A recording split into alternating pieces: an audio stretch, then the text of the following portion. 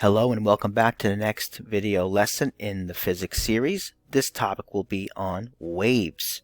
Waves is the content that is featured on page 5 of the New York State Physics Reference Table. Let's get started.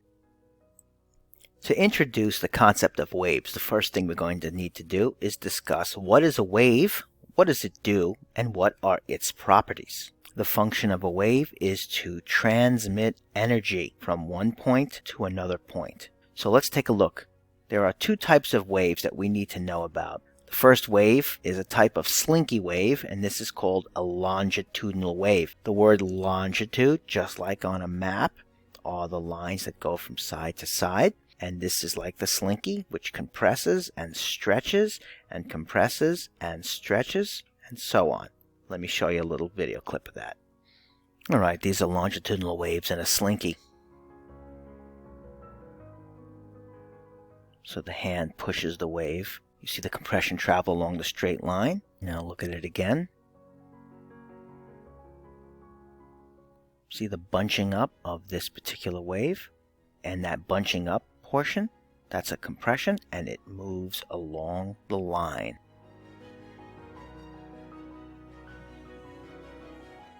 We're going to talk more about this.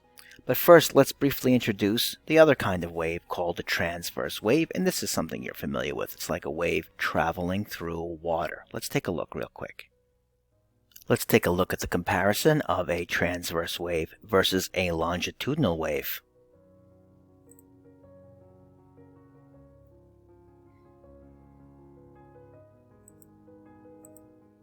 You can see that the longitudinal wave scrunches together and then stretches or contracts and expands, while the transverse wave makes the sine wave that travels to the right. This is how a transverse wave is made.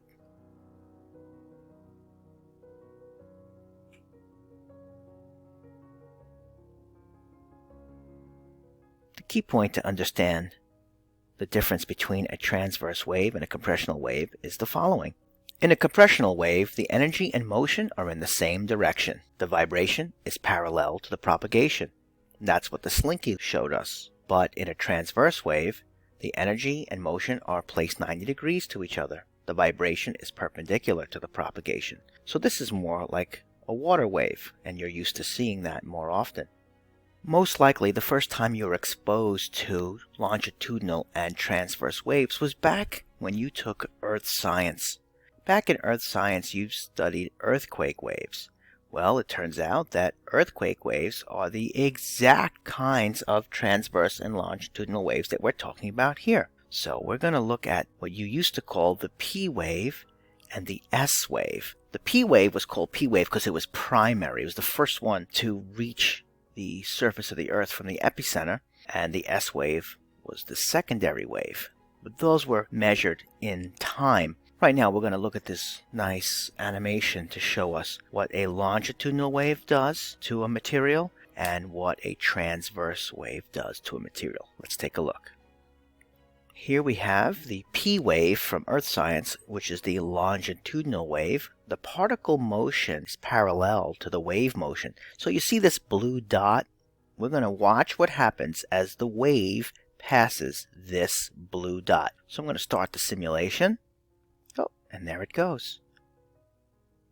There it goes. Let's discuss this. As the wave passes by a particle of matter, it moves it to the side. It's going in the same direction. The vibration is going in the same direction that the wave is traveling. That's what the P wave, also the longitudinal wave, is. It's when the particle motion is parallel to the wave motion. Alright, now let's turn our attention to the S wave. S wave is easy to remember because a sine wave starts with the letter S, and the shape of the ground or the shape of the water surface or the shape of any vibrational material is in the shape of an S. Here's the blue dot, and let's see what happens. Alright, there's the shape of the S. Notice the blue dot did not move to the side, and it did not get vibrated and carried in the direction of the wave. Rather, it moves down, then up. It follows the shape of the wave. So let's take a look at it one more time, and you can see that the blue dot follows the trough, then the crest. It follows the shape of the wave. Here it is one more time. The blue dot moves perpendicularly to the wave's motion. Let's take a look at the parts of all waves. In the transverse wave, we have a low point and a high point. The low point is called the trough of a wave, and the high point is called the crest of a wave. What makes a wave special is that you have a multiple of these crests and troughs, so when you find that they are reproducing themselves over and over like this, you can see that there is a distance from one crest to the next crest. That distance is called the wavelength.